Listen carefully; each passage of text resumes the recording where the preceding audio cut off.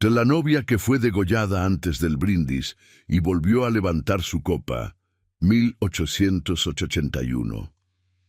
El viento que descendía desde la sierra aquella noche de octubre no era un viento ordinario. Llegaba cargado de polvo seco, de tierra removida por las primeras lluvias del otoño, y de algo más que los viejos del pueblo no sabían nombrar con exactitud, pero que reconocían en los huesos. Ese olor antiguo, casi mineral, que el cañón despedía cuando algo estaba a punto de cambiar. San Cristóbal de la Barranca era un pueblo enclavado en las faldas del Gran Cañón de Oblatos, en el estado de Jalisco, donde las casas de adobe se aferraban a la ladera como raíces que se niegan a soltarse de una tierra que podría desmoronarse en cualquier momento. Las calles empedradas descendían en curvas hacia el fondo del barranco, y las bugambilias que crecían sobre los muros de cal blanca derramaban sus flores color magenta sobre los adoquines, con la generosidad indiferente de lo que no sabe que es hermoso. Por las noches, cuando el viento soplaba desde el norte, esas flores se desprendían y volaban como pequeñas brasas apagadas sobre los techos de teja roja. Era octubre de 1881.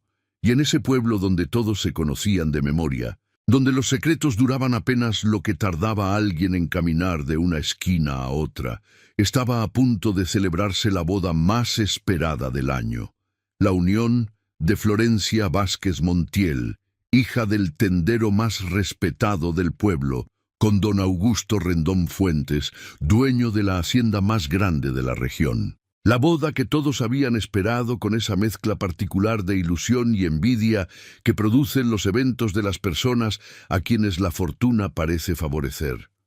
Nadie imaginaba que antes de que se levantaran las copas para el primer brindis, la novia estaría muerta.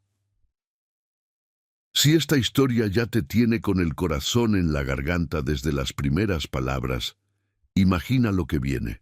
Suscríbete al canal para no perderte ningún relato y cuéntanos en los comentarios desde qué rincón del mundo nos estás acompañando esta noche. Nos alegra mucho saber que estás aquí.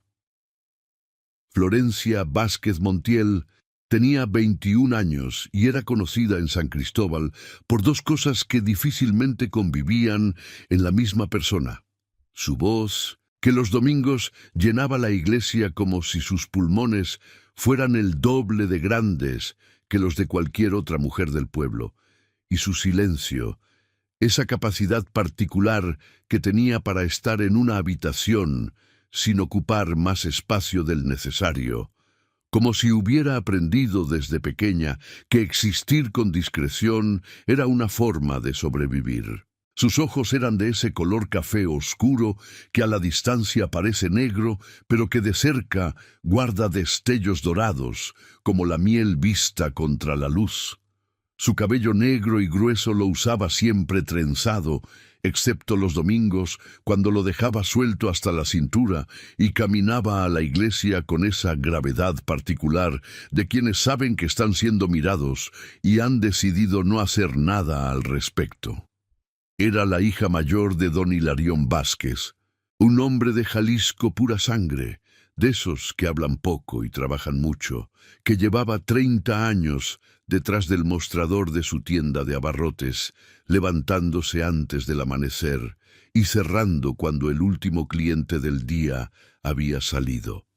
Y era hija también de doña Carmen Montiel, una mujer que había llegado desde Guadalajara hacía más de 20 años con 2 maletas de cuero marrón, una cicatriz fina en la muñeca izquierda que nunca explicó del todo satisfactoriamente, y una manera de mirar el mundo que sus vecinas describían como seria y que en realidad era el resultado de haber aprendido a edad temprana que el mundo premia la cautela y castiga la ingenuidad.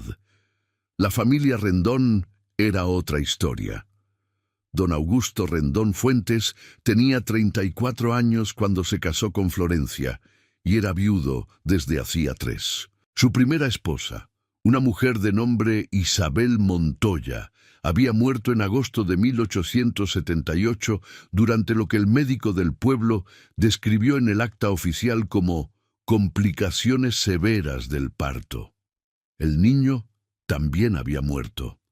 Augusto había guardado luto el tiempo suficiente para que nadie pudiera criticarlo, y luego había continuado con la administración de su hacienda y de sus tierras, con la misma eficiencia fría con que manejaba todo lo demás. Era dueño de más de 2000 hectáreas de tierra fértil que llegaban desde las faldas del cañón hasta las orillas del río. Tenía ganado, caballos, una docena de empleados permanentes y la clase de presencia que hace que los hombres se aparten un paso cuando caminas hacia ellos. El noviazgo había durado 8 meses, 8 meses que Florencia había transitado con una mezcla de ilusión genuina y algo más difícil de nombrar, algo que ella misma se negaba a examinar de frente, porque examinar las cosas incómodas era un lujo que las mujeres de su tiempo y su condición raramente podían permitirse. Augusto la cortejaba con precisión, sabía exactamente cuándo aparecer, cuándo retirarse, cuándo hablar y cuándo dejar que el silencio hiciera el trabajo. Le traía flores los jueves, una costumbre tan regular que comenzó a sentirse como un contrato. La miraba con una intensidad que al principio Florencia interpretó como amor apasionado y que con el tiempo, si hubiera tenido la libertad de pensarlo de frente, habría reconocido como algo más cercano al inventario que hace un hombre de una propiedad que planea adquirir. Su amiga Roberta lo había dicho desde el principio. Roberta Cisneros tenía 22 años, era hija del único herrero del pueblo, y era de esas personas que tienen la costumbre inconveniente de decir exactamente lo que piensan. No era una mujer hermosa, en el sentido que ese tiempo y ese lugar definían la hermosura. Era más bien angulosa, de cara alargada y manos grandes por el trabajo, con el cabello castaño siempre a medio domar y una mirada directa que incomodaba a los hombres que no estaban acostumbrados a ser mirados de frente por mujeres. Había sido la amiga de Florencia desde los 6 años, desde que compartieron banca en la escuela del pueblo, y la conocía con la precisión que solo da la convivencia de toda una vida. Algo en ese hombre no cuadra, le había dicho a Florencia en más de una ocasión. No sé qué es. No sé si es la manera en que te mira o la manera en que nunca habla de Isabel. Pero algo no está bien. Exageras, Berta, respondía Florencia siempre, con esa sonrisa que Roberta conocía de memoria y que significaba: por favor, no me obligues a pensar en esto porque ya sé lo que voy a encontrar si lo hago. No exagero. ¿Cuándo fue la última vez que alguien que trabaja en la hacienda habló mal de él? ¿Cuándo fue la última vez que alguien de allá adentro habló de cualquier cosa? Nadie dice nada sobre ese hombre, Flor. Y eso no es respeto, eso es miedo. Florencia había cerrado los ojos un momento, como si estuviera eligiendo entre 2 caminos. Ya está todo arreglado, había dicho. La boda es el mes que viene. Papá y mamá están contentos. No me pidas que deshaga todo por un presentimiento tuyo. Roberta no había respondido. Había aprendido que hay momentos en que el amor de una amiga se expresa callándose, aunque el silencio te cueste. La víspera de la boda, Florencia durmió en su casa por última vez. Doña Carmen había preparado el cuarto con flores de cempasúchil, que era lo que Florencia pedía siempre cuando quería que algo oliera a hogar. Las 2 mujeres hablaron hasta pasada la medianoche, sentadas en la cama, con la lámpara de aceite entre ellas, como cuando Florencia era pequeña y tenía miedo de las tormentas y doña Carmen le contaba historias hasta que el miedo cedía. Pero esa noche las historias no llegaron. Las 2 estuvieron calladas más de lo que hablaron, y en ese silencio había cosas que ninguna de las 2 supo cómo decir. ¿Estás contenta?, preguntó doña Carmen en algún momento, mirando las manos de su hija. Sí, dijo Florencia, y era verdad en la superficie, y no era toda la verdad debajo. ¿Tienes miedo? Un poco. Una pausa. Es normal, ¿verdad? Doña Carmen no respondió de inmediato. Miró las manos de su hija, que eran manos de trabajadora aunque la familia no fuera pobre, manos que habían amasado pan, bordado manteles, cargado cajas de la tienda. Después dijo, mañana, si en algún momento sientes que necesitas salir, sal. No importa lo que diga nadie, sal. Florencia la miró sorprendida. Mamá, solo prométemelo. Hubo algo en el tono de su madre que hizo que Florencia no preguntara más. Asintió. Te lo prometo, dijo. Lo que ninguna de las dos sabía era que para cuando Florencia necesitara salir, ya sería demasiado tarde. El sábado 15 de octubre de 1881, amaneció con un cielo limpio y frío que luego, hacia las 10 de la mañana, se fue llenando de nubes blancas que corrían rápido desde el norte empujadas por el viento. La ceremonia en la iglesia de San Cristóbal estaba programada para el mediodía. Florencia se levantó al amanecer y no desayunó, porque el estómago no se lo permitió. Doña Carmen la ayudó a vestirse durante 2 horas completas. El vestido de seda marfil con encajes en el cuello y en las mangas, comprado en Guadalajara con los ahorros de 2 años de la tienda y cuidado en su caja de cartón desde entonces como si fuera una reliquia. Las peinetas de nácar en el cabello trenzado y recogido. El rosario de cuentas blancas que había sido de la abuela. Cuando Florencia se vio en el espejo, completa y lista, pensó algo que luego no pudo explicar del todo. Que la mujer que la miraba desde el reflejo era ella, pero también era otra cosa. Más pálida, con los ojos más oscuros de lo habitual, y en los labios, debajo de la sonrisa que componía conscientemente una expresión que era casi una advertencia, como si el reflejo supiera algo que ella todavía no se permitía saber. «Estás preciosa», dijo doña Carmen, y lloró. Don Hilarión esperaba en el corredor con su traje negro de los domingos, recién planchado, con los zapatos lustrados a espejo. Cuando vio a su hija salir del cuarto, se quitó el sombrero con un gesto que era más reverencia que costumbre, y sus ojos brillaron de esa manera que tienen los ojos de los hombres, que no saben llorar, pero que lo intentan de todas formas. «Vamos», dijo, con la voz un poco más ronca de lo normal.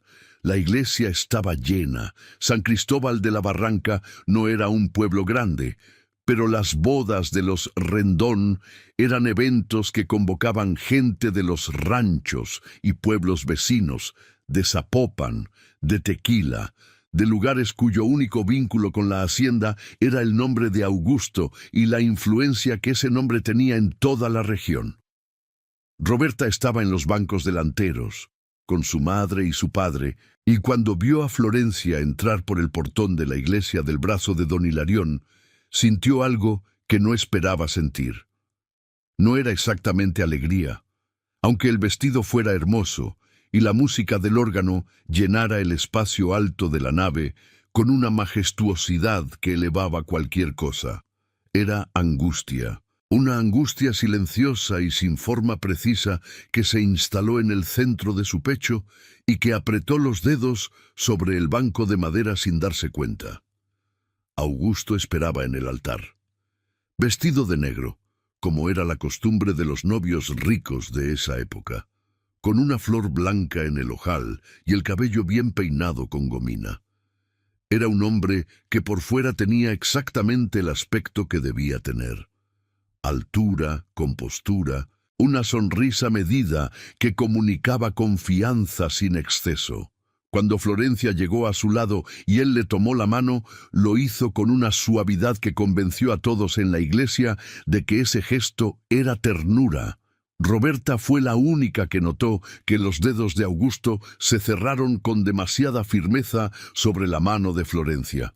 La única que vio cómo Florencia, por un segundo apenas, Cerró los ojos con una expresión que no era devoción, sino algo que se parecía al dolor. El padre Hermenegildo ofició la misa con su voz monocorde de siempre, esa voz de piedra y costumbre que llevaba 40 años leyendo los mismos textos sobre las mismas cabezas y que había dejado de creer hace mucho tiempo que las palabras cambiaban algo en el mundo. El sí acepto de Florencia fue firme. El de Augusto también lo fue, aunque con esa firmeza que tiene más de declaración de propiedad que de declaración de amor. Cuando salieron de la iglesia bajo la lluvia de arroz y los gritos de los invitados, Roberta los siguió con los ojos desde los peldaños de la entrada.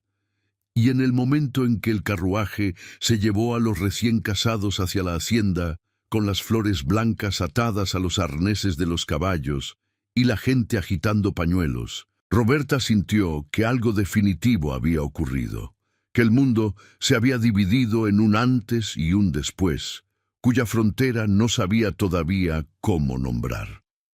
El banquete comenzó a las 3 de la tarde en el salón grande del casco de la hacienda Rendón. Era un espacio impresionante para los estándares de la región.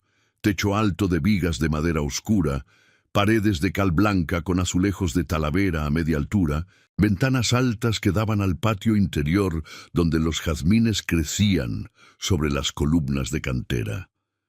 Las mesas estaban cubiertas con manteles de lino blanco traídos desde Guadalajara. Los arreglos de flores blancas y laurel llenaban los centros, y la vajilla de porcelana azul y blanca de los Rendón había sido sacada de sus cajas de papel de China por primera vez en años. Había más de 80 invitados distribuidos en las mesas. El trío de Zapopan tocaba en un rincón, música de vals y canciones rancheras que se mezclaban en ese ambiente con el sonido de las conversaciones, las risas, el chocar de copas y cubiertos. El mezcal y el vino tinto corrían generosos.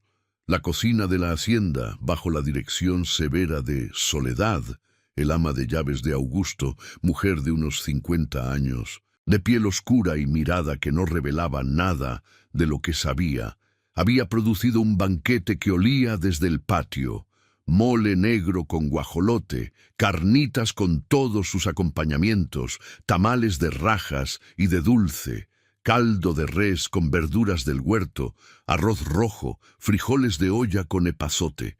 Florencia estaba sentada en la cabecera de la mesa principal, a la derecha de Augusto, y sonreía y conversaba con los invitados con esa gracia social que las mujeres de su tiempo aprendían desde pequeñas, como se aprende a bordar o a cocinar, como una habilidad necesaria para la supervivencia.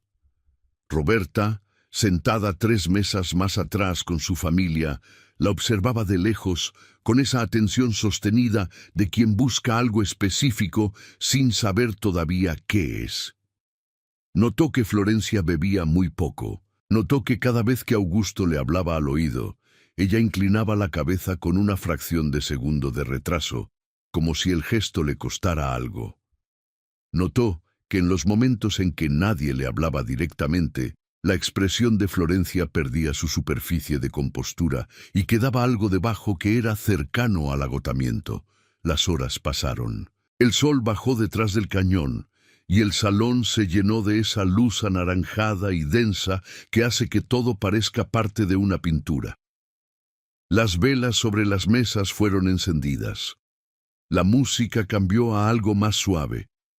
Algunos invitados habían comenzado a despedirse, pero la mayoría seguía en sus sillas, satisfechos y levemente entumecidos por el mezcal y la comida abundante.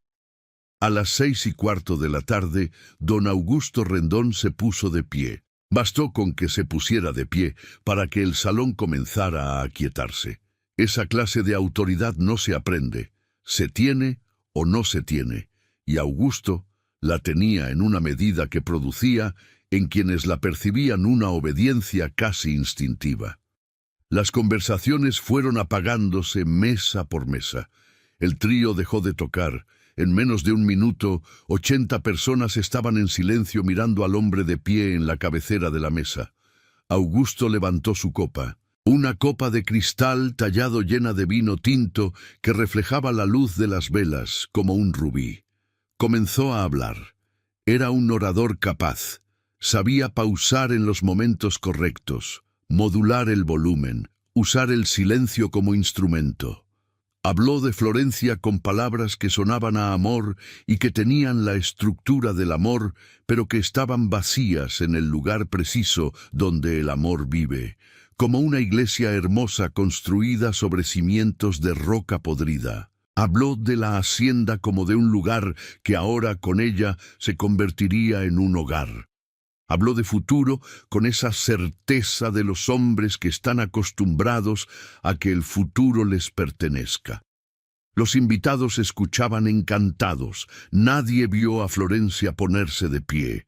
Hubo un movimiento brusco a la izquierda de Augusto, un sonido de silla que se corre con violencia sobre el ladrillo, y antes de que alguien pudiera registrar lo que estaba ocurriendo, Florencia estaba de pie junto a su silla con una expresión que ninguno de los presentes supo describir bien después. No era miedo, no era exactamente dolor, era algo más parecido a la comprensión súbita de algo que debería haberse sabido antes. Su copa cayó de su mano y golpeó el mantel derramando el vino en un charco oscuro. Después cayó ella. El primer grito fue de doña Carmen, que estaba en la mesa de los padres y que llegó a su hija antes de que el cuerpo terminara de tocar el suelo. El segundo grito fue de Roberta, que derribó su silla al levantarse. Después, ya no hubo orden. Solo ese sonido que hace una multitud cuando el horror rompe el mundo conocido, un sonido que no tiene palabras, porque las palabras llegan después, cuando el horror ya fue procesado suficientemente para tener nombre. Florencia estaba en el suelo sobre el ladrillo frío, con el vestido de seda marfil manchado de rojo desde el cuello hasta el pecho. La copa de vino volcada a su lado derramaba su contenido como si también ella sangrara. Y en su cuello, visible para quien se atreviera a mirar de cerca, había una herida limpia, horizontal, que no podía ser el resultado de una caída ni de ningún accidente. Era una herida de un filo delgado, experto, aplicado con precisión en el momento exacto en que la atención de 80 personas estaba concentrada en el hombre de pie al otro lado de la mesa. El doctor Evaristo Palomino llegó en 9 minutos. Fue tarde de todas formas.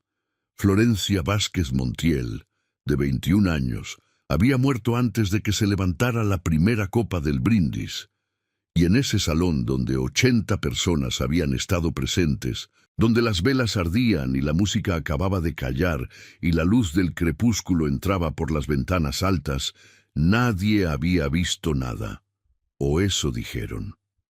La noche del 15 de octubre de 1881 fue la noche más larga que San Cristóbal de la Barranca había vivido en muchos años.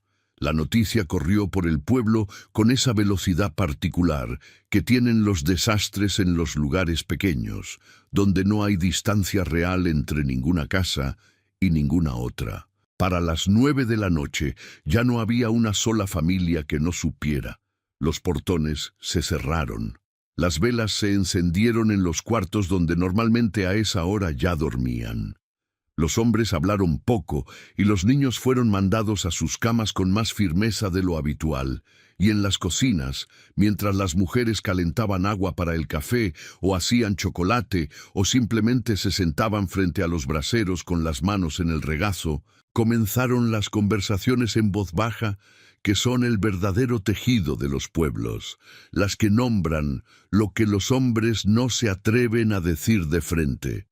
Augusto Rendón fue interrogado esa misma noche por el delegado municipal, un hombre de nombre Benigno Lara, que tenía más deudas con la familia Rendón que con la ley, y que llevó a cabo la interrogación con la eficiencia de quien ya sabe cuál es la respuesta Antes de hacer la primera pregunta, Augusto declaró con calma perfecta que no había visto nada, que Florencia había tenido problemas de salud en los últimos días, que debía investigarse si el corazón o alguna condición nerviosa podría haber causado algo.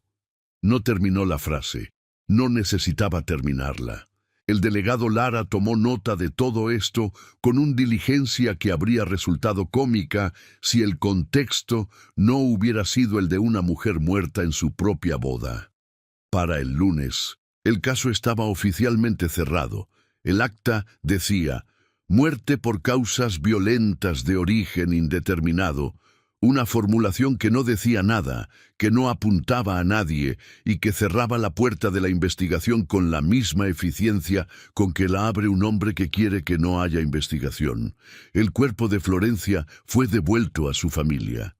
El velorio fue en la casa de los Vázquez, en la sala principal que doña Carmen decoró con flores blancas y velas de cera de abeja que perfumaron el cuarto durante 2 días enteros. Vino mucha gente. Vino el pueblo completo, en realidad, porque en San Cristóbal los velorios son de todos, no solo de la familia. Pero la gente que llegaba no sabía bien qué decir, porque ¿qué se dice cuando una mujer de 21 años muere degollada en su propia boda y el responsable sigue caminando libre por las calles del mismo pueblo? Se decían las cosas habituales, las frases de consuelo que se heredan de generación en generación, porque son lo único disponible frente a lo que no tiene respuesta. Y después se iban rápido, con esa incomodidad de quien siente que estuvo demasiado cerca de algo que aún podría alcanzarlo. Doña Carmen no lloró durante el velorio. Se quedó de pie junto al cuerpo de su hija durante las 2 noches completas, con las manos cruzadas sobre el vientre y los ojos fijos en la cara de Florencia, que los de la funeraria habían compuesto lo mejor que pudieron, pero que aún guardaba, en algún detalle de la expresión, algo de aquel último segundo. Carmen miraba esa cara y pensaba. Pensaba en cosas que hacía 20 años había guardado en el fondo más oscuro de sí misma, cosas que en su momento le había parecido mejor no sacar a la luz porque no tenía pruebas suficientes y porque los hombres con dinero en ese país hacían de la justicia un servicio que cobraban caro a quien intentara usarla contra ellos. Don Hilarión, en cambio, lloró. Lloró con esa clase de llanto que no tiene compostura ni pretende tenerla. El llanto de los hombres que se pasan toda la vida aprendiendo que el dolor no se muestra y que en algún momento queda destruido todo lo aprendido. Se sentó en el patio, en la silla de madera que usaba para tomar el fresco en las tardes, y lloró durante 1 hora mirando el naranjo que había plantado el año en que Florencia nació. Roberta no pudo llorar todavía.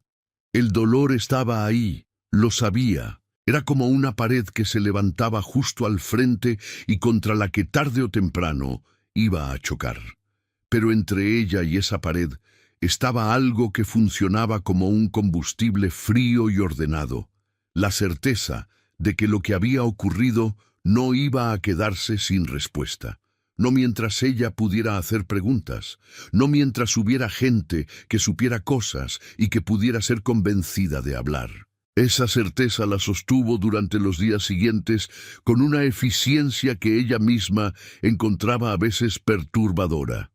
Mientras el pueblo hacía el duelo a su manera, con sus murmuraciones y sus puertas cerradas, Roberta estaba pensando, organizando lo que sabía, identificando las grietas por donde podría entrar la verdad, y había muchas grietas. Comenzó por donde siempre comienzan las investigaciones en los pueblos pequeños de México, por las personas que saben todo y que fingen no saber nada porque saben que saber cuesta caro. La primera que fue a ver fue a la tía Merceditas, una mujer de 70 y tantos años que vivía sola en una casa de adobe al borde del cañón, al extremo sur del pueblo, donde el empedrado terminaba y comenzaba un camino de tierra que bajaba entre mezquites hacia el río. Merceditas había sido comadrona durante 40 años. Había asistido más nacimientos en San Cristóbal y en las rancherías de los alrededores que el médico del pueblo, y con los nacimientos venían las confesiones, las que hacen las mujeres cuando están en el dolor más honesto, cuando ya no tienen fuerzas para mentir ni para proteger a nadie que no merezca protección. La vieja la recibió sin sorpresa, como si la hubiera estado esperando. Tenía una olla de atole de guayaba en el fuego y le sirvió un jarro grande sin preguntar. Se sentaron en la cocina, frente a frente, con el atole entre ellas y el olor a guayaba y canela llenando el cuarto pequeño. Roberta fue directa. No tenía tiempo para rodeos. Señora Merceditas, necesito que me cuente lo que sabe de la muerte de Isabel Montoya. La vieja tomó su jarro de atole. Lo sopló despacio, aunque no estaba tan caliente. Después lo puso sobre la mesa y miró a Roberta con esos ojos pequeños y oscuros que en 70 años habían visto suficiente como para no escandalizarse fácilmente de nada. ¿Por qué ahora?, preguntó. Porque ahora murió Florencia, dijo Roberta. Y no pienso esperar a que muera una tercera. Hubo un silencio en el que la olla en el fuego chisporroteó. El viento afuera movió las ramas del mezquite en el patio. Yo llegué cuando ya era tarde, dijo Merceditas finalmente con la voz de quien baja escaleras viejas, con cuidado. Me llamaron cuando Isabel ya estaba muy mal. El doctor Palomino estaba allí antes que yo. Una pausa. Pero vi suficiente. ¿Qué vio? La vieja la miró durante un momento largo, como midiendo no solo a la persona que tenía frente a ella, sino todo lo que dependía de lo que iba a decir. La sangre no estaba donde debía estar, si hubiera sido el parto el problema, dijo. La hemorragia era distinta y tenía marcas en el cuello, marcas pequeñas, casi imperceptibles, pero ahí estaban, como las que deja el borde de algo muy fino y muy afilado si se aplica con mucho control. Roberta sintió que el cuarto se enfriaba levemente, aunque el fuego seguía ardiendo. ¿Y el doctor Palomino? El doctor Palomino no anotó esas marcas en el acta. La vieja bajó la vista a sus propias manos. A los 3 días de la muerte de Isabel, compró el lote que llevaba años queriendo comprar en la esquina del mercado. Siempre dije que ese dinero no salió de ningún ahorros. ¿Y usted no dijo nada? Silencio. Largo y pesado como los silencios de quien carga algo demasiado tiempo. Tenía miedo, dijo Merceditas. Los Rendón tienen brazo largo en esta región. Y yo soy una vieja sola que vive al borde de un cañón. Nadie iba a creerme contra el doctor y contra don Augusto. Levantó la vista. He cargado con eso 3 años. Que Florencia me perdone. No es Florencia quien tiene que perdonarla, dijo Roberta. Pero sí necesito que ahora diga lo que sabe, formalmente, a quien tenga la autoridad para actuar. ¿Hay alguien así en este pueblo? No, admitió Roberta. Por eso hay que ir más lejos. Salió de la casa de Merceditas con el jarro de atole a medias y la cabeza construyendo conexiones a una velocidad que le resultaba casi física, como si los engranajes del pensamiento giraran más rápido de lo normal. Caminó de regreso al pueblo por el camino que bordeaba el cañón, con el viento en la cara y el sol cayendo hacia el horizonte del oeste, y fue armando la estructura de lo que comenzaba a entender. Augusto Rendón había matado a su primera esposa con un método que permitía confundirlo con una complicación natural. Había sobornado al médico para que el acta no dijera la verdad. 3 años después había buscado otra mujer, había elegido a Florencia y la había matado de manera diferente, en público, frente a todos, con una herida que no admitía ambigüedad. ¿Por qué ese cambio de método? ¿Qué había cambiado? La pregunta no tenía respuesta todavía, pero era la pregunta correcta, y a veces eso es suficiente para empezar. Esa noche fue a ver a doña Carmen. La encontró en el corredor de su casa, sentada en la mecedora, con un rebozo oscuro sobre los hombros y los ojos fijos en la oscuridad del patio. Don Hilarión dormía, o al menos eso decía. Doña Carmen le hizo un gesto para que se sentara en la silla de madera frente a ella, y Roberta se sentó y no dijo nada durante un momento, porque había aprendido que con doña Carmen los silencios tenían que ganarse. «¿Qué quieres saber?», dijo doña Carmen al fin. «Lo que usted sabe», dijo Roberta, «que sé que es más de lo que ha dicho». La mujer la miró. En esa mirada había el peso de alguien que ha llevado algo guardado durante demasiado tiempo y que siente en los hombros el cansancio acumulado de todo ese peso. «Sabía que era peligroso», dijo. «No tenía pruebas, solo lo sabía, como se saben las cosas que el cuerpo entiende antes que la cabeza». «¿Había algo concreto?». Una pausa. «Ven mañana», dijo doña Carmen. «A las 10 de la mañana, cuando Hilarión esté en la tienda. Hay algo que te tengo que mostrar». Lo que doña Carmen tenía guardado era una caja de madera de cedro que olía a lavanda seca y a años.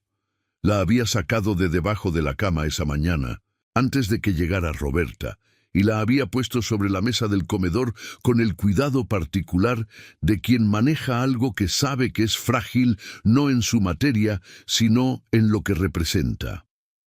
Cuando Roberta llegó y la vio sobre la mesa, supo antes de que la abrieran que adentro había algo importante. Las cartas de Isabel Montoya de Rendón eran 12 en total, escritas en papel amarillento que el tiempo había vuelto frágil en los dobleces, con una letra pequeña y apretada que era la letra de alguien acostumbrado a escribir rápido y en poco espacio, como quien escribe con prisa y en secreto. Doña Carmen las había guardado durante 3 años sin mostrarlas a nadie, porque durante 3 años no había habido a quien mostrárselas, y porque mostrarlas en el momento equivocado habría sido tan inútil como peligroso. Roberta las leyó todas de corrido, en silencio, mientras doña Carmen hacía café en la cocina y el sol de la mañana entraba por las ventanas del comedor, iluminando el polvo que flotaba en el aire quieto. Cuando terminó la última, puso el pequeño fajo sobre la mesa con delicadeza y quedó en silencio durante un momento. Las cartas eran una cronología del miedo. Isabel describía, con la precisión de alguien que ha aprendido a observar en detalle, porque de esa observación depende algo, los cambios que percibía en Augusto. La primera carta era de enero de 1878, 7 meses antes de su muerte, y hablaba de pequeñas cosas, que había encontrado a Augusto en su estudio a medianoche cuando él debería haber estado dormido, que había preguntado qué hacía y él había respondido sin mirarla, que había encontrado al día siguiente que la cerradura del cajón inferior del escritorio había sido cambiada sin que él le dijera nada. La segunda carta era de marzo, y el tono había cambiado. «Carmen, sé que esto va a sonar a locura, pero tengo miedo de comer lo que él me prepara. No siempre me lo prepara él, pero hay noches que insiste en que le deje servir él la copa de vino, y yo no sé por qué, pero me da miedo tomarla». La quinta carta, de mayo, describía el frasco. «Encontré en su escritorio, en el cajón que ahora está siempre cerrado, un frasco de vidrio oscuro con un polvo blanco adentro. No tiene etiqueta. Lo olí y tiene un olor levemente dulce, casi como almendras amargas. Le pregunté a Soledad, el ama de llaves, si sabía qué era, y me dijo que no sabía, pero sus ojos no dijeron lo mismo que su boca. «Carmen, guarda mis cartas, guárdalas bien. Si algo me pasa, son lo único que va a quedar». Y la novena carta, la que Roberta releyó 3 veces porque era la que cambiaba todo. «Carmen, encontré algo que Augusto no sabe que encontré. Detrás del panel del fondo del armario en su habitación hay una puerta pequeña, de hierro, cerrada con llave. Una llave pequeña, de hierro también, con la cabeza en forma de flor de 4 pétalos. No pude abrirla. No sé qué hay adentro, pero sé que hay algo. Hay algo que él guarda allí y que nadie más debe ver. Ayúdame a pensar qué hacer. Doña Carmen puso el café sobre la mesa y se sentó. Isabel me mandó esa carta en junio del 78, dijo. Murió en agosto. Nunca pude hacer nada con tiempo suficiente. Roberta levantó la vista. ¿Cree que ese cuarto sigue ahí? No lo sé. Pero creo que si sigue ahí, lo que hay adentro todavía también. Roberta dobló las cartas con cuidado y las guardó. ¿Me las presta? Las escribió para que sirvieran de algo, dijo Carmen. Llévatelas. Esa tarde, Roberta buscó a Jacinto. Jacinto Ruiz tenía 16 años y trabajaba como mozo en los establos de la hacienda Rendón desde hacía 2 años, desde que la situación económica de su familia había hecho necesario que el hijo mayor aportara.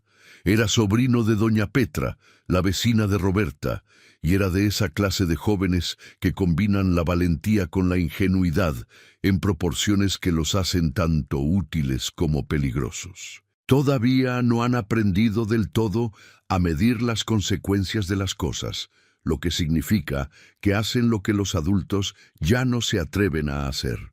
Lo encontró en la herrería de su padre, donde pasaba las tardes cuando no estaba en la hacienda, ayudando con trabajos simples. Jacinto, dijo Roberta sin preámbulos, necesito entrar a la hacienda, a la habitación de don Augusto. El muchacho la miró con los ojos muy abiertos. ¿A la habitación de don Augusto? Necesito encontrar algo que está guardado ahí, algo que puede probar lo que le hizo a Florencia. Jacinto bajó la vista al martillo que tenía en la mano. Lo puso sobre el banco de trabajo. Levantó la vista. Si me descubren, me echan. O algo peor. Lo sé, dijo Roberta. Y si no hacemos nada, el hombre que mató a Florencia sigue ahí como si nada hubiera pasado. El muchacho guardó silencio durante un momento. Después asintió con esa determinación rápida de quien todavía no sabe calcular bien el miedo. ¿Cuándo?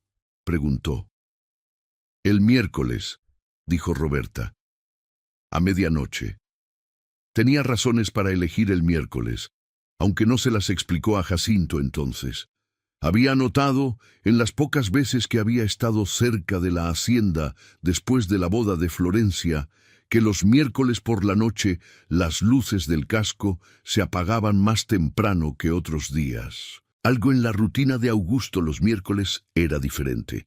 No sabía todavía qué, pero confiaba en lo que había observado. Los 2 días siguientes, Roberta los pasó preparándose. Revisó las cartas de Isabel varias veces más, memorizando los detalles. La ubicación exacta del panel detrás del armario, la descripción de la llave. Habló con Merceditas de nuevo y le pidió que pensara si podría declarar formalmente, y la vieja dijo que sí, aunque con una voz que temblaba ligeramente. Habló también con doña Carmen, que confirmó que estaría disponible para lo que fuera necesario. El miércoles por la noche, Roberta se vistió de oscuro, guardó las cartas de Isabel dentro de su blusa, tomó una lámpara de aceite pequeña que envolvió con un trozo de tela para moderar la luz, y caminó al borde del pueblo, donde había quedado de encontrarse con Jacinto. El cielo estaba cubierto, sin luna, lo que era una ventaja. El viento del cañón soplaba desde el norte con constancia, moviendo los mezquites y las yucas al borde del camino. Jacinto la esperaba puntual, con la cara de quien ya se arrepintió 2 veces de haber dicho que sí, pero que no va a decir que no porque también eso tiene un precio. La puerta lateral de los establos está abierta, dijo en voz baja. Soledad. Se interrumpió. ¿Qué pasa con Soledad?, preguntó Roberta. Nada. Una pausa. Ven. Cruzaron el camino que bordeaba la propiedad y entraron por la puerta lateral de los establos, que estaba efectivamente sin pestillo. Los caballos se movieron un poco en sus compartimentos, pero no hicieron ruido suficiente para preocupar. El olor a heno y a animal era denso y familiar. Jacinto guió a Roberta en la oscuridad con la seguridad de quien conoce cada centímetro de ese espacio.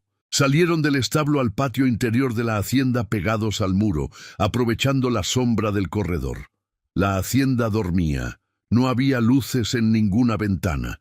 El único sonido era el viento en el jazmín sobre las columnas y muy lejos el rumor del río en el fondo del cañón. Llegaron a la ventana que daba al patio desde la habitación principal. Jacinto la empujó. Cedió sin resistencia, como la había dejado esa tarde. Entraron. El cuarto de Augusto Rendón de noche era diferente al de día. Los mismos muebles, las mismas paredes, el mismo crucifijo sobre la cama, pero todo cargado de esa cualidad particular que tienen los espacios de los hombres peligrosos cuando están dormidos y sin guardia. Una cualidad que no es exactamente amenaza, pero que tampoco es tranquilidad. Roberta alzó la lámpara cubierta con su trapo y dejó pasar apenas un hilo de luz. Fue directa al armario. Lo abrió con cuidado. La ropa colgada, trajes oscuros, camisas blancas, el olor a cedro y lavanda. Empujó la ropa hacia los lados. El fondo del armario, madera oscura. Tanteó con los dedos buscando el borde del panel. Lo encontró en el extremo inferior derecho, exactamente donde Isabel lo había descrito. Empujó. El panel cedió hacia adentro. La puerta de hierro. Pequeña, de unos 60 centímetros de alto. Había que agacharse para entrar. Roberta buscó la llave. Fue al escritorio. Abrió el cajón superior con cuidado. Papeles, un libro de cuentas, un rosario de cuentas negras que contrastaba extrañamente con todo lo demás. En el fondo del cajón, debajo de los papeles, un manojo de llaves pequeñas unidas por un aro de hierro. Las probó de rodillas frente a la puerta pequeña, con Jacinto detrás sosteniendo el trapo de la lámpara. La primera no entró, la segunda tampoco. La tercera entró y giró con una facilidad que decía que esa cerradura se usaba con regularidad. La puerta se abrió hacia adentro. El olor que salió de ese espacio era difícil de nombrar. Polvo viejo, papel, algo metálico que podría haber sido el óxido de los frascos o podría haber sido el recuerdo de algo más orgánico. Roberta alzó la lámpara e introdujo la luz antes de entrar ella. Y lo que vio la hizo detenerse durante 2 segundos completos, no de miedo, sino de reconocimiento. La confirmación de lo que había sospechado, pero que hasta ese momento era solo sospecha. Era un cuarto del tamaño de un armario grande. Estantes de madera en las 3 paredes. Sobre los estantes, cajas de madera lacada, frascos de vidrio oscuro con líquidos y polvos de distintos colores, algunos con etiquetas escritas a mano en la letra de Augusto, otros sin etiquetar. Y sobre la mesa angosta en el centro, un libro de cuero negro grueso, cerrado con una correa. Roberta lo tomó con ambas manos. Lo abrió. Era un registro, páginas y páginas de anotaciones en la letra apretada y precisa de Augusto. Fechas, nombres, cantidades, observaciones clínicas escritas con la frialdad de quien no considera que lo que está documentando tenga ninguna dimensión que no sea técnica. La primera entrada que Roberta leyó y que le heló la sangre era de 1876. Luisa Peregrina, Rancho de los Encinos. Dosis administrada en el caldo del mediodía. Efectos en 4 horas. Temperatura elevada, convulsiones menores, pérdida de conciencia, muerte a las 7 de la tarde. Diagnóstico registrado. Fiebre maligna, sin complicaciones. Luisa Peregrina. Roberta recordó haber oído ese nombre de niña. Una muchacha del rancho vecino que había muerto de fiebre cuando Roberta tenía unos 10 u 11 años. Nadie había investigado, nadie había tenido razones para investigar. Siguió leyendo. 1878. Isabel Montoya de Rendón. Las anotaciones sobre Isabel ocupaban 4 páginas, cada día documentado desde la primera dosis hasta el final. Los síntomas del parto, como los había llamado el doctor Palomino en el acta, eran en realidad los síntomas progresivos del envenenamiento con arsénico. Y en el margen de la última página, con una letra más pequeña que el resto, había una nota: método eficiente pero demasiado lento. Deja margen para intervención externa. Buscar alternativa para siguiente ocasión. La siguiente ocasión. Florencia. Las anotaciones sobre Florencia eran más breves, porque el método había sido diferente, no veneno gradual, sino intervención directa. Augusto había documentado la planificación con la misma frialdad clínica. El momento del brindis elegido porque garantizaba la atención de todos dirigida hacia él, dejando el lado de Florencia sin observadores durante el segundo necesario. El instrumento, un cuchillo pequeño, de hoja delgada, guardado en el bolsillo interior del saco. La ejecución. Mientras los invitados miraban hacia él, la mano izquierda había actuado hacia la derecha. 80 personas en el salón, y nadie había visto nada porque nadie había estado mirando hacia donde debía mirar. Roberta cerró el libro, lo apretó contra su pecho. Respiró una vez, lenta. «Tenemos que salir ahora», susurró. Jacinto no necesitó que se lo repitiera. Salieron del cuarto pequeño de rodillas, Roberta primero, con el libro pegado al cuerpo, Jacinto detrás cerrando la puerta de hierro con cuidado. Roberta volvió a colocar el panel del armario en su lugar, empujó la ropa hacia el centro, cerró las puertas del armario. Todo en silencio, con esa economía de movimientos que produce el miedo cuando está bien manejado. Fue entonces cuando la voz llegó desde la oscuridad del cuarto. ¡Qué interesante visita para ser medianoche! Roberta se giró despacio. Jacinto se pegó a la pared. Soledad estaba de pie en el vano de la puerta que comunicaba con el corredor interno, con una vela encendida en la mano derecha y una expresión que no era sorpresa. Era algo más complejo. La cara de alguien que lleva mucho tiempo esperando un momento, que sabía que llegaría y que ahora que llegó no sabe exactamente cómo sentirse al respecto. Llevaba el rebozo de dormir sobre los hombros y el cabello suelto, gris y largo, y en la luz de la vela su cara tenía esa calidad de los rostros que han guardado demasiado y que ya no pueden guardar más. Roberta no soltó el libro. Se quedó donde estaba. «Soledad», dijo con una calma que no correspondía a lo que sentía por dentro. «Usted sabe lo que hay en ese libro». La mujer miró el libro de cuero negro en brazos de Roberta. Después miró el armario. Después miró a Jacinto, que seguía pegado a la pared con los ojos demasiado abiertos. Después volvió a mirar a Roberta. 20 años llevo en esta hacienda», dijo en voz baja. Una voz que no subía, que se mantenía en ese registro particular de quien habla con cuidado porque sabe que las paredes escuchan.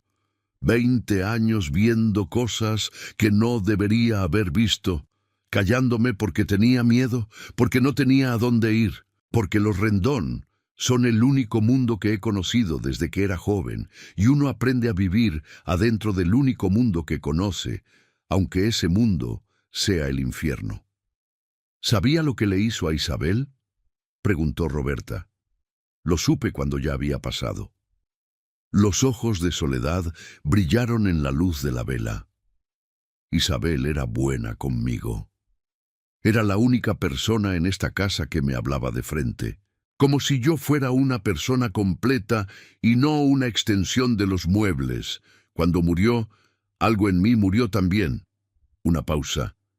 Y cuando él trajo a Florencia, lo supe. Supe que iba a pasarle lo mismo. Intenté. Hice pequeñas cosas.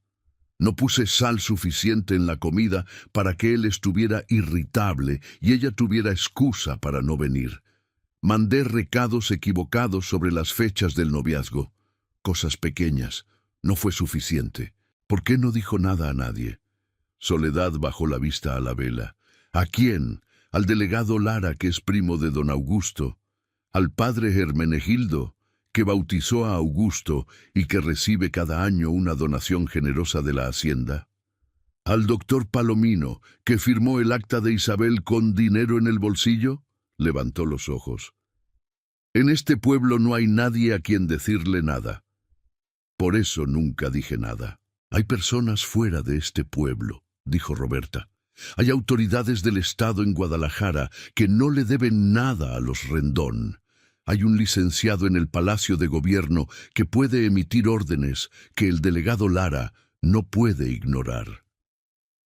Soledad la miró durante un momento largo y silencioso, con la vela temblando levemente entre sus dedos.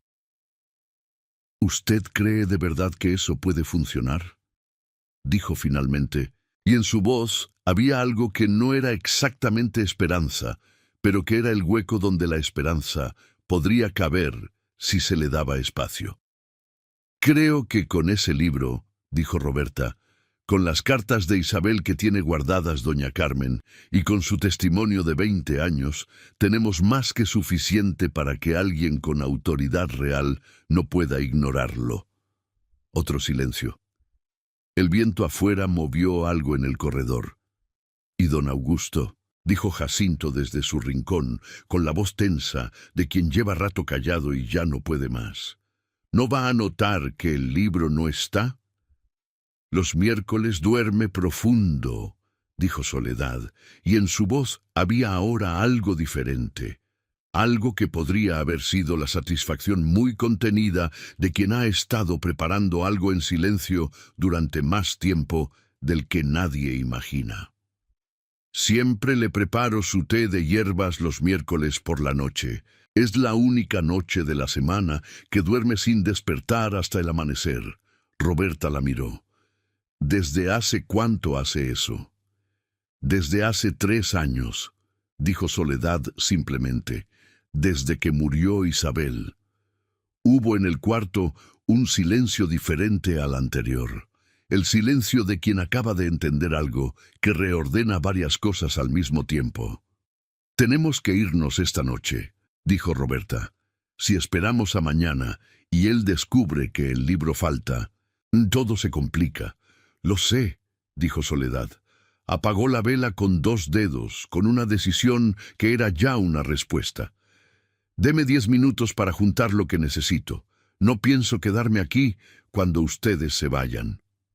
Salieron de la hacienda Rendón en la oscuridad de la madrugada. Roberta primero, con el libro de cuero negro envuelto en su rebozo y las cartas de Isabel contra el pecho. Después Jacinto, con una bolsa pequeña de Soledad en la mano. Después Soledad, con otro bulto bajo el brazo y esa expresión de quien abandona un lugar que le hizo daño, pero que fue también el único lugar que conoció. Una expresión complicada, que no era exactamente alivio, porque el alivio puro no existe cuando hay demasiado dolor mezclado. Cruzaron el patio de los establos en silencio, salieron por la puerta lateral y tomaron el camino que bordeaba el cañón hacia el pueblo. El viento soplaba desde el norte. Las yucas se movían a ambos lados del camino como figuras que gesticulan en la oscuridad. Jacinto caminaba adelante, conociendo el camino mejor que nadie. Roberta caminaba a su lado. Soledad cerraba la fila con paso firme, sin mirar atrás. Llegaron al pueblo antes de que amaneciera. Fueron directamente a la casa de los Vázquez, donde doña Carmen los esperaba despierta, porque Roberta le había dicho esa tarde que algo podía pasar esa noche, y doña Carmen era de las mujeres que cuando saben que algo va a pasar, prefieren estar despiertas y preparadas. Abrió la puerta antes de que terminaran de tocar. Los hizo pasar. Sirvió agua y café. Puso el libro sobre la mesa del comedor junto a la caja de cedro con las cartas de Isabel y las 2 piezas juntas, bajo la luz de la lámpara de petróleo. Tenían ese peso particular de las evidencias que finalmente están en el lugar correcto.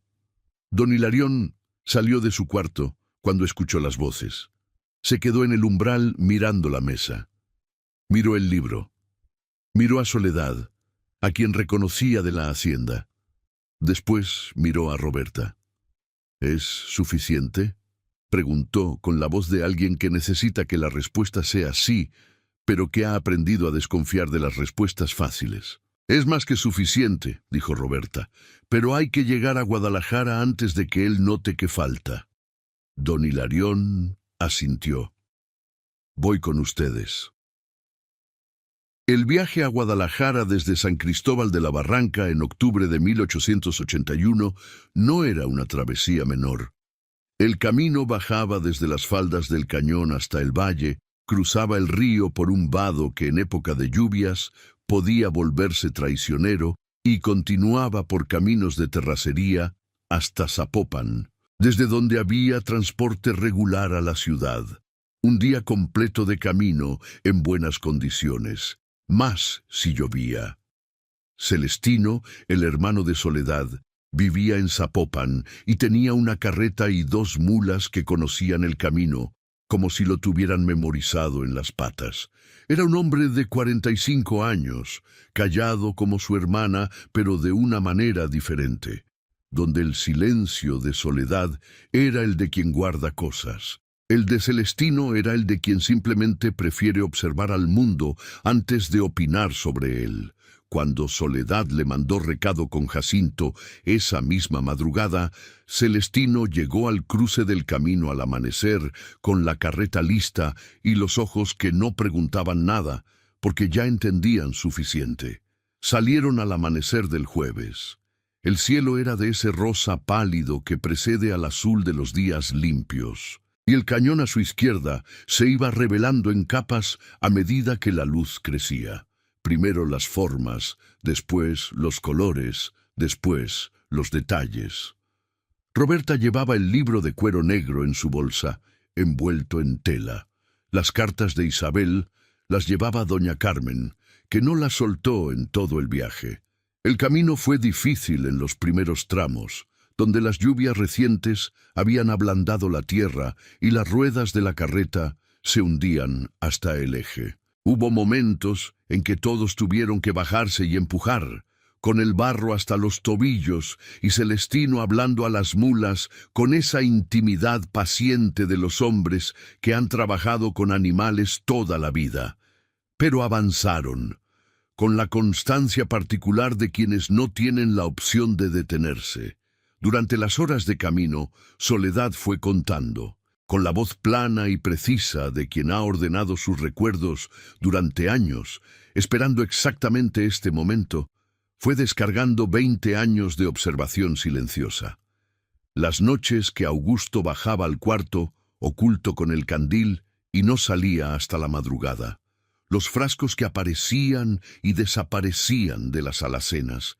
Las 2 mujeres antes de Isabel cuyos nombres Roberta había encontrado en el libro y que Soledad confirmó haber conocido. La muchacha del rancho de los Encinos, Luisa Peregrina, que había venido a trabajar a la hacienda una temporada y que había muerto de fiebre 3 semanas después. ¿Siempre supo lo que era?, preguntó Roberta. No siempre, dijo Soledad. Al principio me decía que estaba inventando, que era mi desconfianza de los hombres ricos la que veía cosas donde no las había. Una pausa. Cuando murió Luisa, empecé a sospechar. Cuando murió Isabel, ya no fue sospecha. ¿Y por qué las mataba?, preguntó don Hilarión con esa voz particular de los padres que necesitan entender, aunque el entendimiento no cambie nada. Soledad pensó la respuesta durante un momento. Porque las quería poseer completamente, dijo. Y cuando se daba cuenta de que no podía, de que adentro de ellas había algo que seguía siendo de ellas mismas, aunque se callaran por fuera, prefería que no existieran. Miró el cañón a la distancia. Es la cosa más terrible que he visto en un ser humano, esa incapacidad de tolerar que alguien exista sin pertenecer del todo. El silencio que siguió en la carreta duró varios minutos. Fue doña Carmen quien lo rompió, con una voz que había encontrado de repente una firmeza que no había tenido en los días anteriores. «Tiene una hermana», dijo. Todos la miraron. Augusto tiene una hermana en Guadalajara, continuó Carmen. Se llama Pilar Rendón. Está internada en el Hospital de Mujeres desde hace 8 años. Nadie en San Cristóbal lo sabe, porque él nunca lo menciona.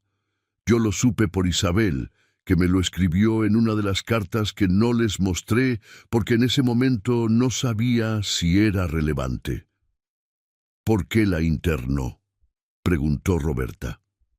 Isabel creía que Pilar había descubierto algo sobre él, algo que lo comprometía, y que Augusto la internó para silenciarla. Roberta procesó esto en silencio durante un momento. Si Pilar está viva, dijo, es otro testigo. Si Pilar está cuerda, dijo doña Carmen, que es lo que Isabel siempre creyó.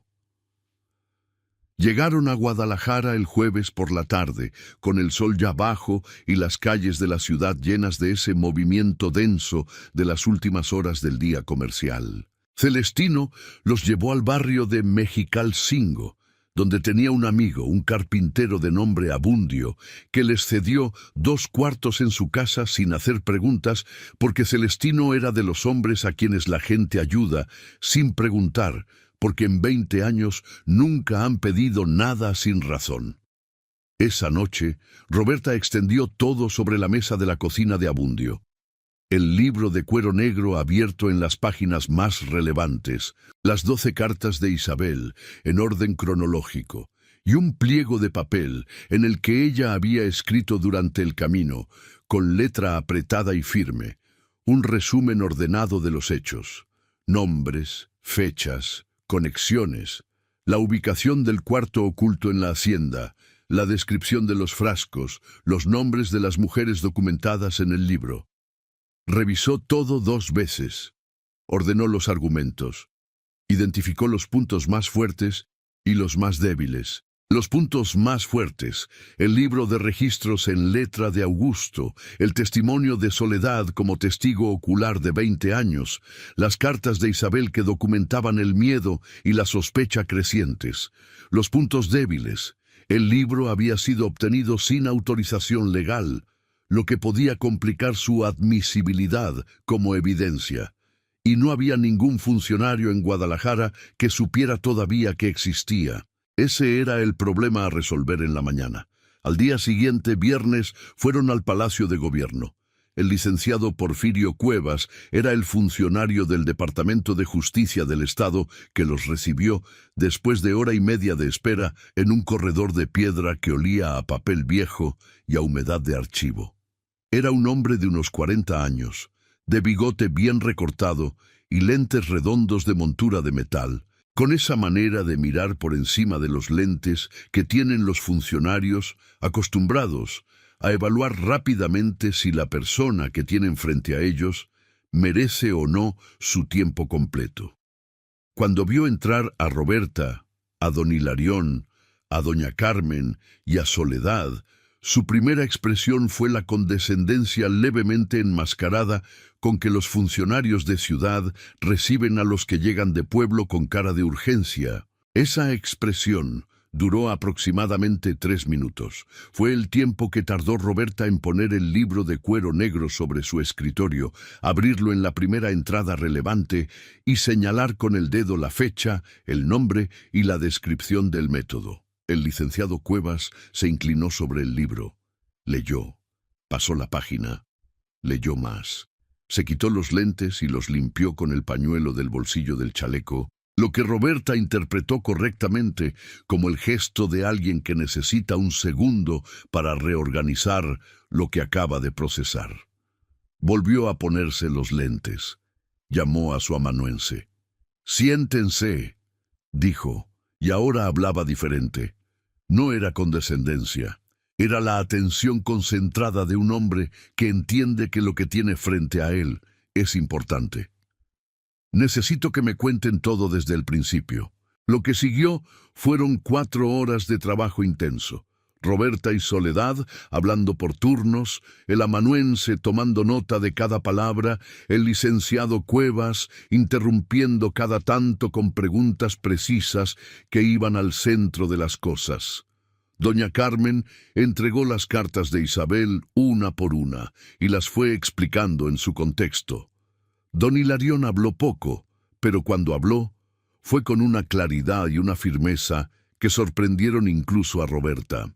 Habló de la investigación cerrada por el delegado Lara, de la firma del acta, del dinero que había circulado, de los nombres que en San Cristóbal todo el mundo conocía, aunque nadie los dijera en voz alta. Cuando terminaron, el licenciado Cuevas revisó sus notas durante varios minutos en silencio. El libro fue obtenido sin orden judicial, dijo finalmente. Lo sé, dijo Roberta, lo que significa que su admisibilidad como evidencia primaria puede ser cuestionada por la defensa. Lo sé, por eso no puede ser la única pieza, pero puede ser la pieza que dirija la investigación oficial hacia el cuarto oculto, que una vez que sea registrado legalmente, producirá evidencia obtenida de manera regular. El licenciado la miró con algo que era respeto genuino mezclado con ligera sorpresa. ¿Usted estudió leyes? No, dijo Roberta, pero sé pensar. Una pausa. Después, sumado al testimonio de la señora Soledad como testigo de 20 años y a las cartas de la señora Isabel que documentan el miedo y la sospecha en tiempo real.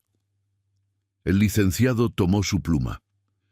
Tengo suficiente para emitir una orden de aprehensión y para autorizar un registro oficial de la Hacienda. Don Hilarión cerró los ojos durante 2 segundos. ¿Y el delegado Lara?, preguntó Roberta. Él ya cerró el caso una vez.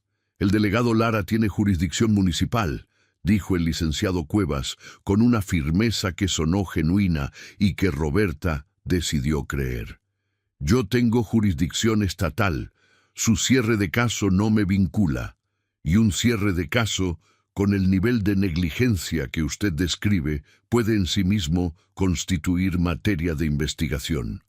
La orden de aprehensión fue emitida el sábado por la mañana. Un destacamento de rurales del estado, 6 hombres bajo el mando de un sargento de nombre Victoriano Bravo, partió hacia San Cristóbal de la Barranca ese mismo día. Roberta y los demás se quedaron en Guadalajara. Don Hilarión pasó el sábado por la tarde en el Hospital de Mujeres, en el barrio de San Juan de Dios, donde el licenciado Cuevas había confirmado que una paciente de nombre Pilar Rendón llevaba 8 años internada bajo diagnóstico de locura melancólica.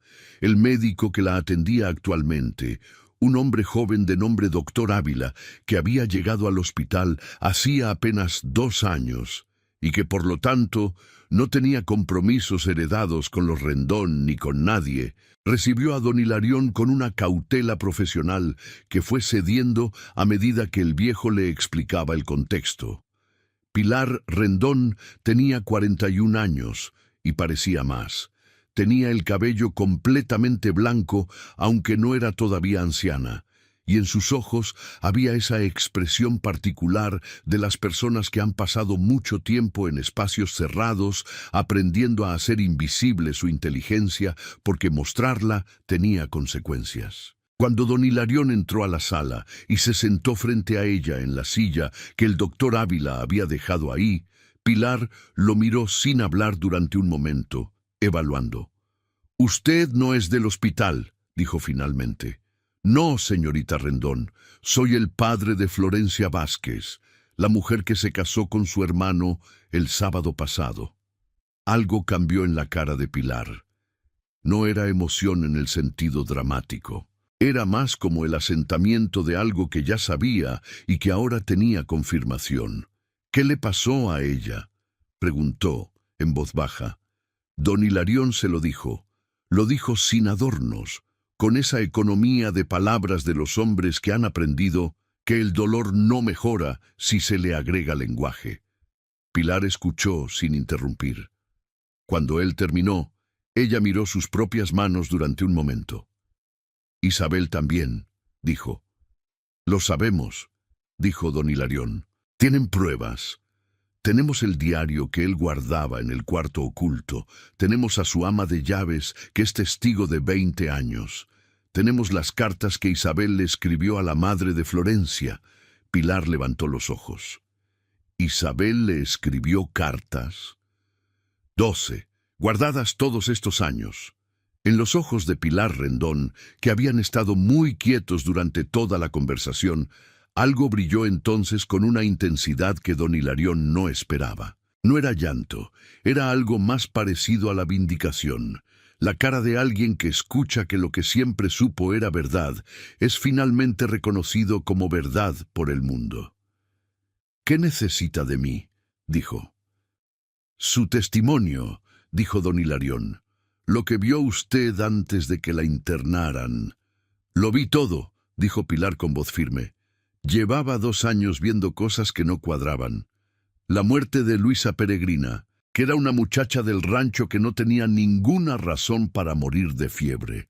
Los frascos en el escritorio. Las noches que él bajaba al cuarto del fondo. Cuando intenté decírselo a alguien me dijo que estaba trastornada. Me internaron 1 semana después». Una pausa. «Llevo 8 años aquí, 8 años diciendo lo mismo y que me digan que estoy loca». «Ya no tiene que seguir diciéndolo aquí», dijo don Hilarión. La junta médica convocada por el licenciado Cuevas, con el doctor Ávila como miembro principal, examinaría a Pilar la semana siguiente y determinaría que no había evidencia médica que justificara su internamiento continuado. Pero eso era la semana siguiente. Por ahora, don Hilarión se quedó sentado frente a ella durante otra hora, escuchándola hablar, tomando nota mental de cada cosa que decía, y cuando al final se levantó para irse, Pilar le tomó la mano un momento. «¿Cómo se llamaba?», preguntó. «Su hija». «Florencia», dijo don Hilarión. «Florencia», repitió Pilar, como guardando el nombre en algún lugar seguro. Era bonito nombre. La noticia llegó el lunes por la mañana, traída por un mensajero a caballo que el sargento Bravo había mandado desde San Cristóbal. Augusto Rendón había sido detenido en su hacienda el domingo al mediodía sin resistencia. Los rurales lo habían encontrado en el estudio, revisando el libro de cuentas de la hacienda, con esa compostura de los hombres que han decidido que la única dignidad que les queda es la de no mostrar que están cayendo. Cuando el sargento Bravo le leyó la orden de aprehensión, Augusto había guardado los papeles que tenía en la mano con cuidado, se había puesto de pie y había preguntado si podía tomar su sombrero. Le dijeron que sí. Se puso el sombrero. Salió. No dijo una sola palabra durante todo el trayecto a Guadalajara. Roberta recibió la noticia de pie en el corredor de la casa de Abundio, con el sol de la mañana entrando por el arco que daba al patio. Cuando el mensajero se fue, se quedó donde estaba durante un momento mirando el cielo sobre el patio interior. Era azul, de ese azul limpio que aparece después de que la lluvia ha lavado el mundo. Y había una paloma posada en el borde del tejado, que la miraba con esa indiferencia benévola de los animales que no entienden la urgencia humana. Respiró hondo. Después fue a buscar a don Hilarión para decirle. El viejo estaba en la cocina tomando café. Cuando Roberta le dijo lo que había pasado, puso la taza sobre la mesa con cuidado, como si la cuidara de romperse. Después asintió una vez, lento. «¿Cuándo es el juicio?», preguntó. El licenciado Cuevas dijo que en 2 semanas. «Bien», dijo don Hilarión, y no dijo más. El juicio duró 6 semanas. Se llevó a cabo en los tribunales del estado de Jalisco, en Guadalajara, ante el juez Cristóbal Ibarra, un hombre de 50 y tantos años conocido en los círculos legales de la ciudad por una característica que en el México de 1881 era genuinamente escasa. No tenía precio. No era que fuera rico y por lo tanto no lo necesitara. Era que había tomado una decisión en algún momento de su carrera de que la única manera de dormir bien era no deberle nada a nadie que pudiera cobrar. Los abogados de la defensa que los Rendón contrataron en Guadalajara eran buenos, eran caros y sabían exactamente qué hacer con evidencia obtenida ilegalmente. Lo primero que intentaron fue invalidar el libro de Cuero Negro, argumentando las circunstancias de su obtención. El licenciado Cuevas los esperaba con eso. Presentó como evidencia primaria no el libro, sino el resultado del registro oficial de la Hacienda, llevado a cabo por los rurales el mismo domingo en que detuvieron a Augusto. El cuarto oculto, los frascos, el segundo libro que los rurales habían encontrado debajo del primero y que nadie sabía que existía. El libro de Cuero Negro pasó a ser evidencia corroborante, no primaria, y su cadena de obtención, aunque irregular, fue aceptada por el juez Ibarra en el contexto del conjunto más amplio de evidencias. Soledad declaró durante 2 días. Habló con la misma voz plana y firme con que había hablado en la carreta durante el camino a Guadalajara, sin adorno ni exageración, con la precisión de 20 años de observación directa.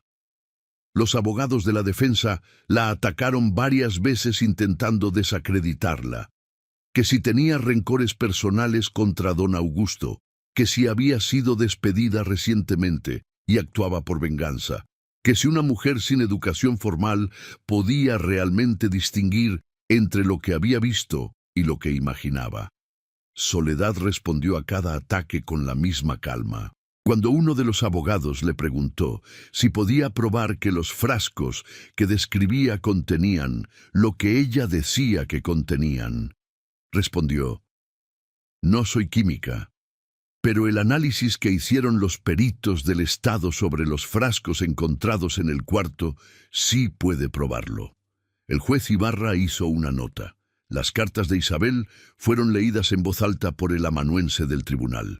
Todas las 12 en orden, sin omisiones. Cuando llegó a la carta número 5, la que describía el frasco de polvo blanco con olor a almendras, el tribunal estaba en silencio. Cuando llegó a la carta número 9, la del cuarto oculto y la llave en forma de flor de 4 pétalos, alguien entre el público soltó un sonido que no era exactamente un llanto, pero que tampoco era otra cosa. Cuando llegó al final de la carta número 12, la última, con esas palabras finales de Isabel: «Guarda mis cartas, si algo me pasa son la única prueba». El silencio que siguió en la sala duró varios segundos antes de que el juez Ibarra pidiera que se continuara. Pilar Rendón declaró el cuarto día.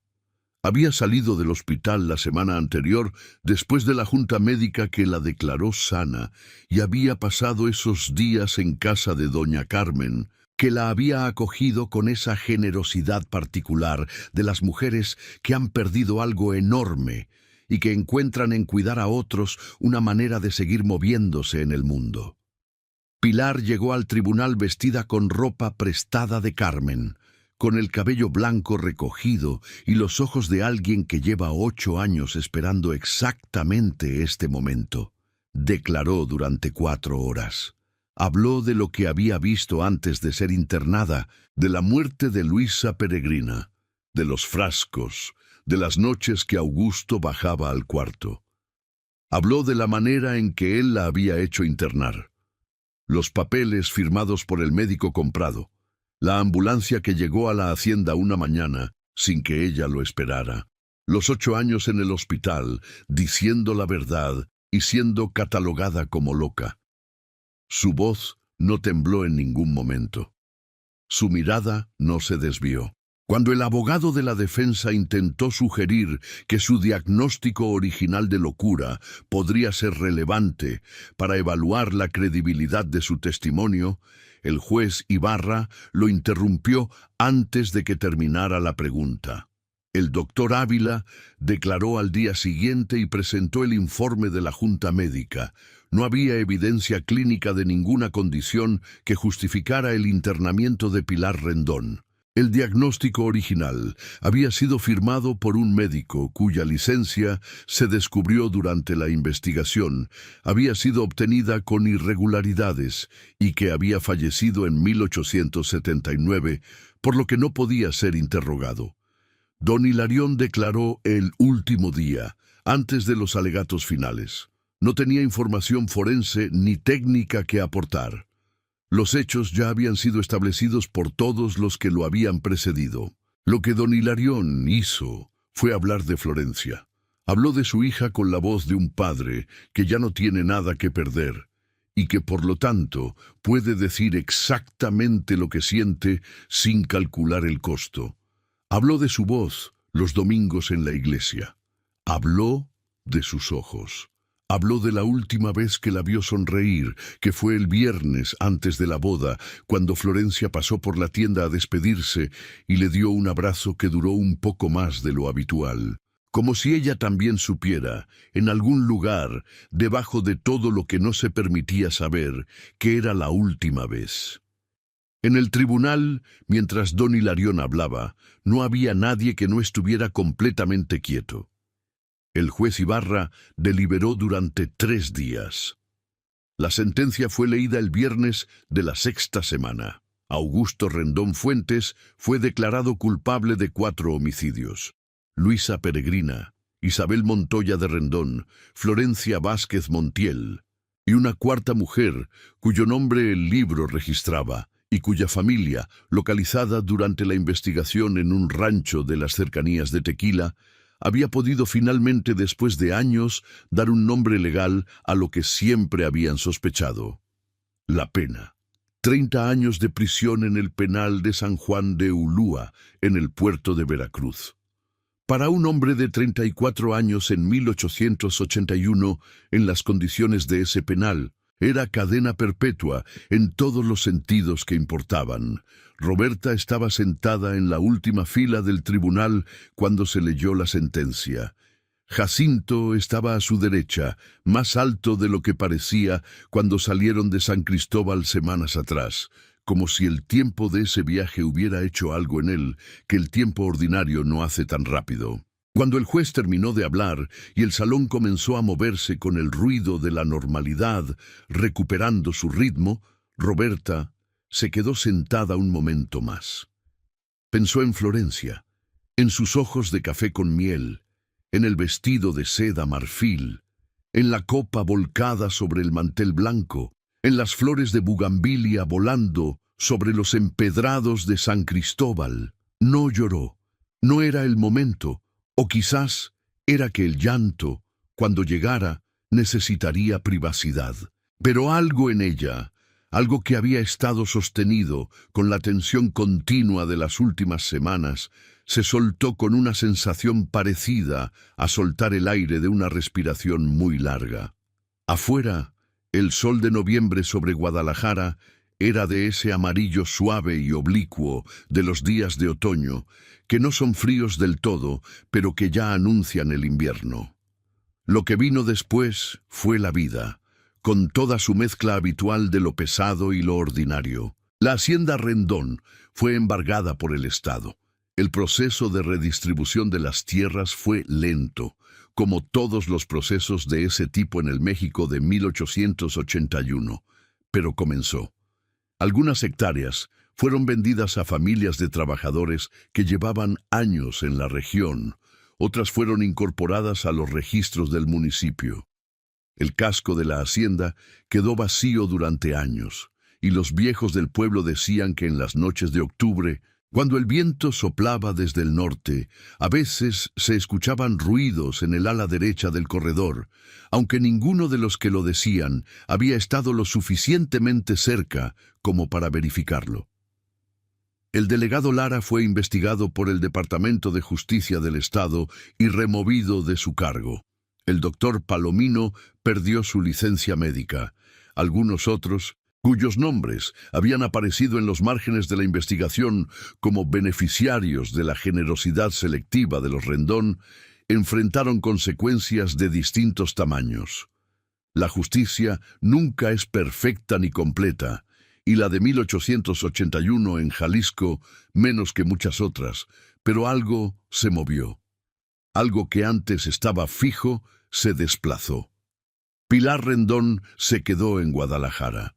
Vivió el primer año en casa de doña Carmen, que se había instalado en la ciudad con don Hilarión después de vender la tienda de San Cristóbal.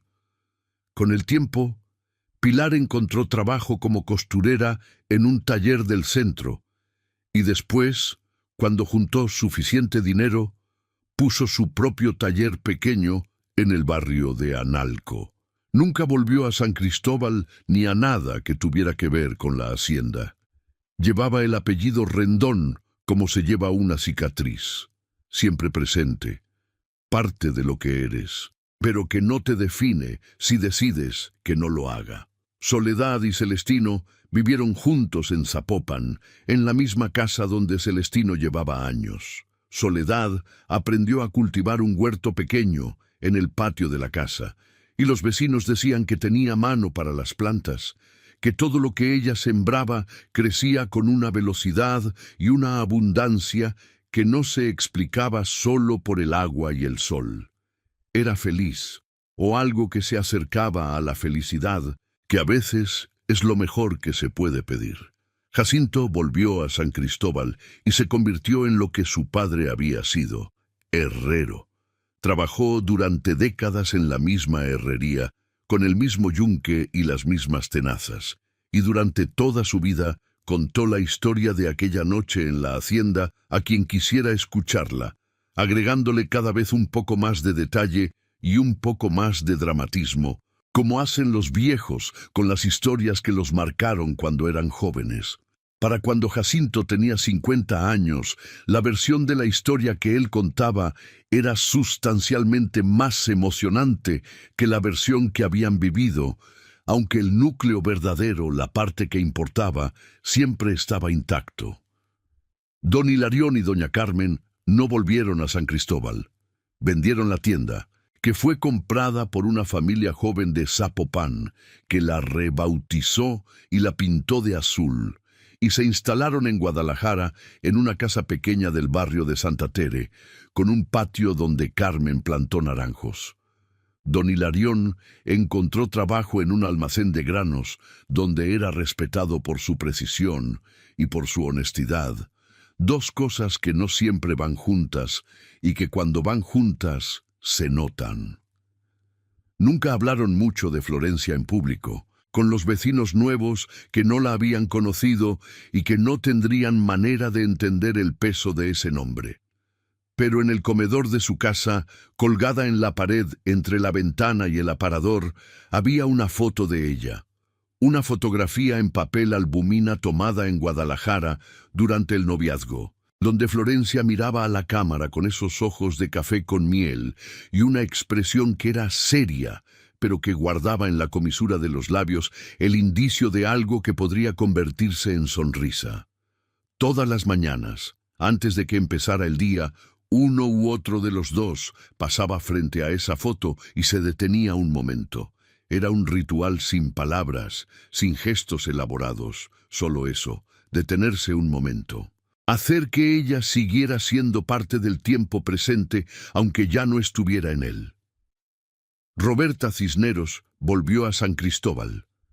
Volvió porque era su pueblo, porque allí había nacido y porque había aprendido algo en esas semanas que no quería dejar ir al irse a otro lugar, que los pueblos pequeños no cambian porque alguien de afuera llegue a cambiarlos, sino porque alguien de adentro decide no quedarse quieto. Volvió y siguió siendo la hija del herrero, viviendo en la misma casa de adobe, con el mismo mezquite en el patio y las mismas bugambilias sobre el muro. Pero algo en la manera en que el pueblo la miraba había cambiado para siempre, con esa permanencia de las cosas que no tienen vuelta atrás. Era una mirada de respeto, sí, pero también algo más difícil de nombrar, el reconocimiento, tal vez, de que en el mundo hay personas que hacen lo que hay que hacer en el momento en que es más fácil y más seguro no hacer nada, y que esas personas merecen que el mundo las recuerde de manera diferente, a como recuerda a los demás. Cada año, el 15 de octubre, Roberta iba al cementerio de San Cristóbal. Llevaba flores, generalmente cempasúchil cuando la temporada lo permitía, a veces bugambilias del muro de su propia casa, y se sentaba en el banco de piedra que estaba junto a la tumba de Florencia, que tenía una cruz de cantera sencilla con el nombre grabado y la fecha. No rezaba exactamente, o no solo rezaba, hablaba, le contaba cosas, lo que había pasado en el año, las novedades del pueblo, quién había nacido, quién había muerto, quién se había casado, qué había cambiado en las calles empedradas y qué seguía igual. Le contaba lo de Pilar, que había mandado carta desde Guadalajara diciendo que el taller iba bien, lo de Soledad, que Celestino le había dicho que había ganado un concurso de horticultura del barrio, lo de Jacinto, que ahora tenía 3 hijos y que el mayor ya ayudaba en la herrería. La mantenía al tanto, como si pudiera escucharla, como si importara, y en el pueblo con los años comenzó a circular una historia. Como circulan las historias en los pueblos donde ha pasado algo que no puede contenerse del todo dentro de los hechos verificables, creciendo, cambiando de forma, añadiendo capas, pero guardando en el centro algo que es verdad, aunque esté envuelto en lo que la gente necesita que sea. La historia decía que la noche del 15 de octubre, la noche del aniversario de la boda y de la muerte, si uno pasaba por las calles empedradas de San Cristóbal de la Barranca, cuando el viento del cañón soplaba desde el norte y las bugambilias volaban sobre los adoquines como brasas apagadas, a veces se podía ver algo en la luz del crepúsculo. Una figura de mujer vestida de seda marfil, caminando despacio por el centro de la calle, con el cabello suelto y negro hasta la cintura y el cuello marcado de rojo. No caminaba como camina el miedo. Caminaba como camina alguien que tiene un lugar al que ir y el tiempo suficiente para llegar. Y en su mano derecha llevaba una copa levantada, una copa de cristal tallado que reflejaba la luz de las últimas horas del día como si estuviera llena de algo que brillaba por sí mismo. La levantaba hacia el cielo, la sostenía firme, y en la expresión de su cara no había dolor, ni había miedo, ni había ninguna de las cosas que uno esperaría ver en la cara de alguien a quien el mundo trató como la trató a ella. Había otra cosa.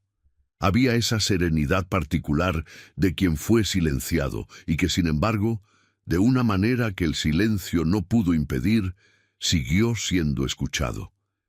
Quien fue borrado y que, sin embargo, contra toda lógica y toda probabilidad, siguió existiendo en la memoria de quienes lo habían conocido y en la historia de quienes nunca lo conocieron, pero que necesitaban saber que había existido. Era Florencia, era siempre Florencia, y su copa, en ese brindis que los vivos no habían podido completar, nunca estaba vacía. El viento del cañón soplaba desde el norte, las bugambilias volaban sobre los empedrados, y su voz, que había llenado la iglesia los domingos como si tuviera el doble de pulmones que cualquier otra mujer del pueblo, resonaba en algún lugar entre las piedras y el cielo, con esa claridad que tienen las cosas que no mueren del todo. Las historias que importan, los nombres que merecen ser recordados, las preguntas que alguien, en el momento exacto en que era más fácil no hacerlas, tuvo el valor de hacer en voz alta. Fin.